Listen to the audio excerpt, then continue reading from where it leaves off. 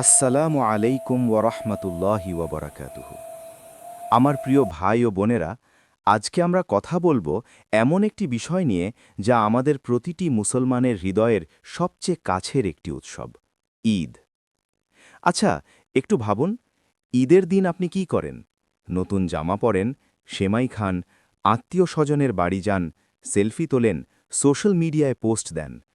এটুকুই কি ঈদ? এটুকুই কি আল্লাহ সুবহানাহু ওয়া তাআলা আমাদের জন্য নির্ধারণ করেছেন?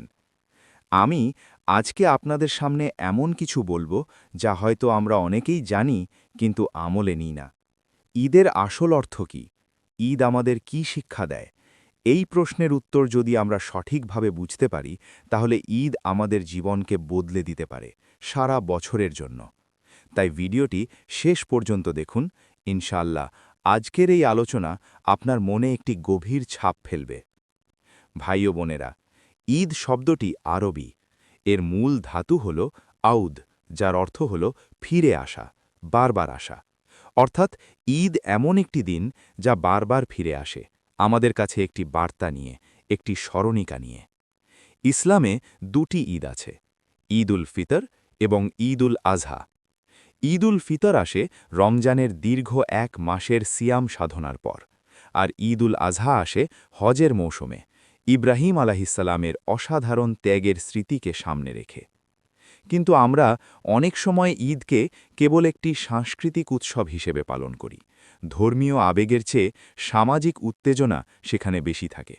নতুন পোশাক, সুস্বাদু খাবার, বিনোদন, এগুলো ঈদের অংশ হতে পারে, কিন্তু এগুলোই ঈদ নয়। রসুলুল্লাহ সাল্লাল্লাহু আলাইহি ওয়াসাল্লাম বলেছেন, প্রতিটি জাতির নিজস্ব উৎসব আছে, আর এই দুটি দিন আমাদের উৎসবের দিন। কিন্তু লক্ষ্য করুন, ইসলামের ঈদ কোনো নিছক আমোদ প্রমোদের দিন নয়, এটি আল্লাহর শুকরিয়া আদায়ের দিন, আল্লাহর নৈকট্য লাভের দিন। ঈদ কেন আসে? কিসের বার্তা নিয়ে? ঈদ উল ফিতর আসে রমজানের পরে। রমজানে আমরা কি করি? আমরা নফসকে দমন করি, ক্ষুধা তৃষ্ণার মাধ্যমে সংযম শিখি, রাতে তারাবিহ পড়ি, কোরআন তিলাওয়াত করি, বেশি বেশি ইবাদত করি। এই পুরো একটি মাসের কঠোর সাধনার পর আল্লাহ তাআলা আমাদের পুরস্কার হিসেবে ঈদ দিয়েছেন। ঈদ উল ফিতরের অর্থ হল রোজা ভাঙার উৎসব বা ফিতরাতে ফেরার উৎসব। এই দিনটি আসলে একটি সার্টিফিকেট, আল্লাহর পক্ষ থেকে স্বীকৃতি যে তোমরা উত্তীর্ণ হয়েছ। এটি আনন্দের দিন, কিন্তু সেই আনন্দ হচ্ছে আল্লাহর সন্তুষ্টি অর্জনের আনন্দ, পার্থিব ভোগবিলাসের আনন্দ নয়।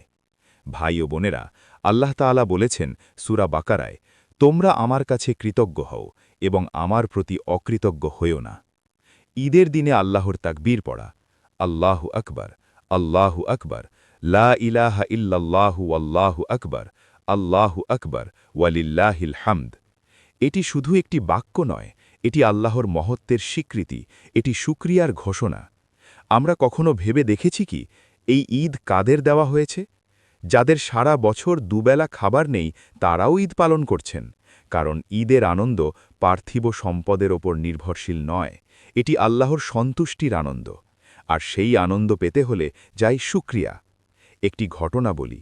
একবার এক সাহাবী রসুলুল্লাহ সাল্লাল্লাহু আলাইহি ওয়াসাল্লামকে জিজ্ঞাসা করলেন, ইয়া রসুল আল্লাহ, ঈদের দিনটি কি আমাদের জন্য ভালো, নাকি সেদিনই ভালো যেদিন আমরা আল্লাহর সামনে দাঁড়াব? রসুল সাল্লাল্লাহু আলাইহি ওয়াসাল্লাম বললেন, তুমি যেদিন পরিষ্কার পোশাক পরে আল্লাহর সামনে যাবে, সেটাই ঈদের দিন। সুবহান আল্লাহ! এই উত্তরের মধ্যে কত গভীর প্রজ্ঞা লুকিয়ে আছে। আমরা কিভাবে শুকরিয়া আদায় করব? শুকরিয়া শুধু মুখের কথায় নয়, শুকরিয়া আদায় হয় কাজে, আচরণে, জীবনে। ঈদের দিনে আমরা যখন সালাত আদায় করি, এটি শুকরিয়া। যখন জাকাতুল ফিতর দিই, এটি শুকরিয়া। যখন গরিব দুঃখীদের সাথে ঈদের আনন্দ ভাগ করি, এটি শুকরিয়া। কিন্তু আজকাল আমরা দেখি, ঈদের নামাজ পড়েই অনেকে রেস্টুরেন্টে যান, শপিং মলে যান, দিন কাটান বিনোদনে। আল্লাহর কথা কি মনে থাকে? রমজানে অর্জিত তাকওয়া কি শেষ হয়ে যায় ঈদের দিন সকালেই? এই প্রশ্ন আমাদের নিজেদেরকেই করতে হবে। ভাই ও বোনেরা, ঈদের মাঠে যখন আমরা সারিবদ্ধ হয়ে সালাত আদায় করি, তখন একটি অসাধারণ দৃশ্য তৈরি হয়।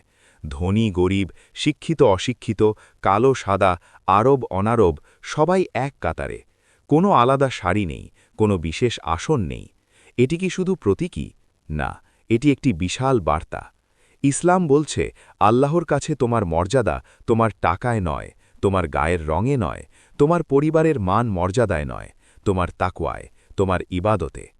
রাসূলুল্লাহ সাল্লাল্লাহু আলাইহি ওয়াসাল্লাম বিদায় হজের ভাষণে বলেছিলেন, হে মানুষেরা, নিশ্চয়ই তোমাদের প্রতিপালক এক, তোমাদের পিতা এক। কোনো আরবের অনারবের উপর কোনো শ্রেষ্ঠত্ব নেই, কোনো অনারবেরও আরবের ওপর কোনো শ্রেষ্ঠত্ব নেই, কোনো শ্বেতাঙ্গের কৃষ্ণাঙ্গের ওপর শ্রেষ্ঠত্ব নেই, আর কোনো কৃষ্ণাঙ্গের শ্বেতাঙ্গের ওপর শ্রেষ্ঠত্ব নেই, তাকুয়া ছাড়া। ঈদ প্রতি বছর এই বার্তাটি আমাদের মনে করিয়ে দেয়। জাকাতুল ফিতর, সাম্যের বাস্তব প্রকাশ। ঈদুল ফিতরের সাথে জাকাতুল ফিতর অঙ্গাঙ্গিভাবে জড়িত। এই ফিতরা কেন ওয়াজিব করা হয়েছে? শুধু কি সিয়ামের কাফফারা হিসেবে? না, এর একটি গভীর সামাজিক উদ্দেশ্য আছে। রাসূলুল্লাহ সাল্লাল্লাহু আলাইহি ওয়াসাল্লাম বলেছেন, জাকাতুল ফিতর ওয়াজিব করা হয়েছে যাতে রোজাদারের ভুল ত্রুটি পরিষ্কার হয় এবং মিসকিনদের খাবারের ব্যবস্থা হয়। লক্ষ্য করুন, গরিব মানুষগুলো যাতে ঈদের দিনে অন্যের কাছে হাত পাততে না হয়, সেই ব্যবস্থা ইসলাম নিজেই করে দিয়েছে। আজকে কি আমরা এই চেতনা ধারণ করি? ঈদের কেনাকাটায় আমরা হাজার হাজার টাকা খরচ করি, কিন্তু পাশের বাড়ির গরিব প্রতিবেশীটির কথা কি মনে থাকে? জাকাতুল ফিতর কি সঠিক সময়ে, সঠিক পরিমাণে, সঠিক মানুষের কাছে পৌঁছায়? ভাই ও বোনেরা, ঈদের দিনে আমরা সবাই একে অপরকে আলিঙ্গন করি, বলি ঈদ মোবারক। কিন্তু আমি আজকে আপনাদের একটি প্রশ্ন করতে চাই। আপনার কি এমন কোনো আত্মীয় বা বন্ধু আছে যার সাথে আপনার সম্পর্ক বিচ্ছিন্ন হয়ে গেছে, যার সাথে বছরের পর বছর কথা হয় না, যার বাড়িতে ঈদেও যাওয়া হয় না? ইসলামে আত্মীয়তার সম্পর্ক কাটা হারাম। রাসূলুল্লাহ সাল্লাল্লাহু আলাইহি ওয়াসাল্লাম বলেছেন, যে ব্যক্তি আত্মীয়তার সম্পর্ক কাটে সে জান্নাতে প্রবেশ করবে না। এটি কত ভয়াবহ সতর্কবার্তা! ঈদ আমাদের সামনে একটি সুযোগ দেয় পুরানো মান অভিমান ভুলে যাওয়ার, পুরানো ক্ষত সারানোর, নতুন করে সম্পর্ক গড়ার। রমজানে আল্লাহ আমাদের যে ক্ষমা করেছেন সেই ক্ষমার অনুভূতি দিয়ে আমরাও যদি পরস্পরকে ক্ষমা করি, তাহলেই ঈদ সার্থক হয়। একটি সত্য ঘটনার মতো করে বলি। কয়েক বছর আগে এক ভদ্রলোক আমাদের মসজিদে এসেছিলেন। ঈদের নামাজের পর তার চোখ ভেজা ছিল। জিজ্ঞেস করলাম কি হয়েছে। বললেন, ভাই, আজকে আমার ছোট ভাইয়ের সাথে ১৫ বছর পর আলিঙ্গন করলাম। সম্পত্তির ঝামেলায় সম্পর্ক ছিল না। আজকে ঈদের ময়দানে দেখলাম দুজনেই একসাথে সালাত পড়ছি। মনে হল এই মুহূর্তে যদি ক্ষমা না করি তাহলে কখন করব? সুবহানাল্লাহ, এটিই ঈদের শিক্ষা, মুসলিম ভ্রাতৃত্বের পুনঃস্থাপন। আল্লাহ তাআলা বলেন সূরা হুজুরাতে, নিশ্চয়ই মুমিনরা পরস্পর ভাই। ঈদ আমাদের এই ভ্রাতৃত্বকে নবায়ন করার দিন।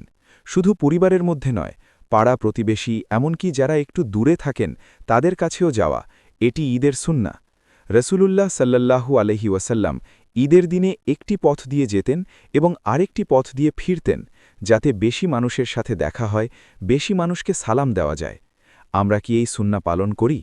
ভাই ও বোনেরা, ঈদ উল আজহা, এই ঈদটির পেছনে আছে ইসলামের ইতিহাসের সবচেয়ে হৃদয়স্পর্শী ঘটনা। আল্লাহর খলিল, নবীদের পিতা ইব্রাহিম আলাইহিসসালাম, যিনি সারা জীবন আল্লাহর পথে সংগ্রাম করেছেন, আগুনে নিক্ষিপ্ত হয়েছেন, স্বদেশ ছেড়েছেন, সন্তানহীন থেকেছেন দীর্ঘকাল। বৃদ্ধ বয়সে আল্লাহ তাকে পুত্র দিলেন। সেই প্রিয় পুত্র ইসমাইল আলাইহিসসালাম বড় হলেন। বাবা ছেলের ভালোবাসা তখন তুঙ্গে। এই সময়ে আল্লাহ পরীক্ষা নিলেন।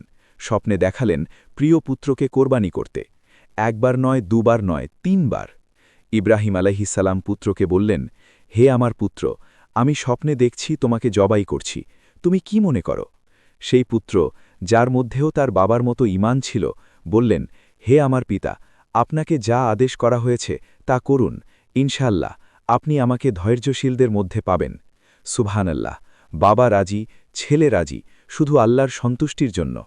যখন ইব্রাহিম আলাইহিসসালাম পুত্রকে শুইয়ে দিলেন এবং ছুরি চালাতে গেলেন, তখন আল্লাহর নির্দেশ এলো, হে ইব্রাহিম, তুমি স্বপ্নকে সত্যের রূপ দিয়েছ, আমি এভাবেই নেক বান্দাদের পুরস্কার দিই। তার পুত্রের পরিবর্তে একটি দুম্বা পাঠানো হলো জান্নাত থেকে। কোরবানির প্রকৃত শিক্ষা কি? কোরবানি করছি আমরা। আল্লাহ বলেছেন, কোরবানির পশুর রক্ত বা গোস্ত আল্লাহর কাছে পৌঁছায় না, পৌঁছায় তোমাদের তাকওয়া। এই আয়াতটি একটু ভাবুন। আমরা লাখ টাকার গরু কিনি, সুন্দর মোটা তাজা পশু কোরবানি দিই, কিন্তু মনের ভেতর কি আছে? কোরবানির ছুরি কি শুধু পশুর গলায় লাগছে, নাকি আমাদের নাফসের উপরেও লাগছে? ইব্রাহিম আলাইহিস সালামের কোরবানি ছিল তার সবচেয়ে প্রিয় বস্তুর কোরবানি। আমাদের কোরবানি কি শুধু পশুর কোরবানিতেই সীমাবদ্ধ? আমাদের অহংকার, আমাদের লোভ, আমাদের কৃপণতা, আমাদের হিংসা, এগুলো কোরবানির প্রস্তুতি আছে কি? সত্যিকারের কোরবানি হল নিজের নাফসের বিরুদ্ধে জিহাদ করা, আল্লাহর আদেশের সামনে নিজের ইচ্ছাকে বিসর্জন দেওয়া। যখন মনে হয় এই হারাম কাজটি করলে লাভ হবে, কিন্তু আল্লাহর ভয়ে সরে আসি, সেটাই কোরবানি। যখন মনে হয় এখন নামাজ পড়া কঠিন, কিন্তু তবুয়া জায়নামাজে দাঁড়াই, সেটাই কোরবানি। ভাই ও বোনেরা, এখানে একটি বাস্তবতার কথা বলা দরকার, যেটি আমাদের মধ্যে অনেকের সাথেই ঘটে। রমজান মাসে আমরা সবাই অনেক বেশি ইবাদত করি, ফজরের সালাত মিস হয় না, তারাবিহ পড়ি, কোরআন পড়ি, দান করি, অপচয় কমাই, এই একটি মাস কত সুন্দর কাটে। কিন্তু ঈদ হওয়ার পর কি হয়? সেই ফজরের নামাজ আবার মিস হতে থাকে, কোরআন বন্ধ হয়ে যায়, অপচয় শুরু হয়। যেন রমজানটা ছিল একটি ধর্মীয় সিজন, তারপর আবার আগের জীবনে ফিরে যাওয়া। আলেমরা বলেছেন, যদি রমজানের পরে তোমার অবস্থা রমজানের আগের মতো হয়ে যায়, তাহলে বুঝতে হবে রমজান তোমার কাজে আসেনি। ঈদের প্রকৃত আনন্দ হওয়া উচিত এই উপলব্ধিতে যে রমজানে যা অর্জন করলাম তা আমি সারা বছর ধরে রাখব। 6টি রোজা রমজানের সাথে সংযোগ রাখার উপায়। এই কারণেই রাসূলুল্লাহ সাল্লাল্লাহু আলাইহি ওয়াসাল্লাম শাওয়ালের 6টি রোজার কথা বলেছেন। যে ব্যক্তি রমজানের রোজা রাখে এবং শাওয়ালে আরও 6টি রোজা রাখে, সে যেন সারা বছর রোজা রাখল। এটি একটি সেতু রমজান আর বাকি বছরের মধ্যে। তাই ঈদের পরেও কোরআন পড়ুন, প্রতিদিন কিছুটা হলেও। ফজরের সালাত মিস করবেন না, দান সৎকার অভ্যেস চালু রাখুন, রমজানে যে ভালো অভ্যাসগুলো গড়েছেন ধরে রাখুন। এটিই হবে রমজানের প্রতি এবং ঈদের প্রতি প্রকৃত সম্মান। ভাই ও বোনেরা, যখন আমরা নতুন জামা পরছি, মিষ্টি খাচ্ছি, আনন্দ করছি, তখন এমন অনেক মানুষ আছেন যাদের সেই সুযোগ নেই। গার্মেন্টস শ্রমিক, যিনি ঈদের রাতেও কাজ করছেন যাতে আমাদের নতুন পোশাক তৈরি হয়। পথের শিশু, যে ঈদের দিনেও খালি পেটে থাকে। বৃদ্ধ বাবা মা, যারা সন্তানের অপেক্ষায় বসে আছেন। ইসলাম আমাদের কখনো শুধু নিজের জন্য আনন্দ করতে বলেনি। ঈদের আনন্দ তখনই পূর্ণ হয় যখন সমাজের সবচেয়ে পিছিয়ে থাকা মানুষটিও আনন্দে অংশ নিতে পারে। রাসূলুল্লাহ সাল্লাল্লাহু আলাইহি ওয়াসাল্লাম এতটাই সংবেদনশীল ছিলেন যে একবার ঈদের দিনে একটি ছোট ছেলেকে কাঁদতে দেখলেন। জিজ্ঞেস করলেন, কাঁদছ কেন? ছেলেটি বলল, আমার বাবা নেই, আমার নতুন জামা নেই, অন্য সবার মতো আমার ঈদ নেই। রাসূলুল্লাহ সাল্লাল্লাহু আলাইহি ওয়াসাল্লাম সাথে সাথে তাকে নিজের বাড়িতে নিয়ে গেলেন, বললেন, আজ থেকে আমি তোমার বাবা আর আয়েশা তোমার মা। সুবহানাল্লাহ, এই হল ঈদের প্রকৃত মানবতা। আজকে আমরা কি এই চেতনা বহন করি? আমাদের আশেপাশে কি কোনো এতিম, বিধবা, গরিব প্রতিবেশী আছেন যাকে আমরা ঈদের আনন্দে শরিক করতে পারি? ঈদের কেনাকাটার বাজেট থেকে একটু আলাদা করে রাখি তাদের জন্য। ভাই ও বোনেরা, আধুনিক ঈদ ক্রমশ একটি ভোক্তা উৎসবে পরিণত হচ্ছে। ঈদের 1 মাস আগে থেকে শুরু হয় শপিং, ঈদের বাজার, বিজ্ঞাপনের ছড়াছড়ি। মার্কেটগুলো এই উৎসবকে পণ্য বিক্রির সুযোগ হিসেবে ব্যবহার করছে, আর আমরাও সেই ফাঁদে পা দিচ্ছি। ঈদে কত টাকা খরচ হলো, কত ব্র্যান্ডের জামা পরলাম, কোন রেস্টুরেন্টে গেলাম, এগুলো দিয়ে ঈদের মান নির্ধারণ হয়ে যাচ্ছে। সোশ্যাল মিডিয়ায় ঈদের ছবি পোস্ট করে লাইক গোনার মধ্যে আটকে যাচ্ছি আমরা। কিন্তু আল্লাহর কাছে এই ঈদের কতটুকু গ্রহণযোগ্য? ইসলাম ঈদে আনন্দকে নিষিদ্ধ করেনি। নতুন পোশাক পরা, ভালো খাবার খাওয়া, আনন্দ করা, এগুলো বৈধ।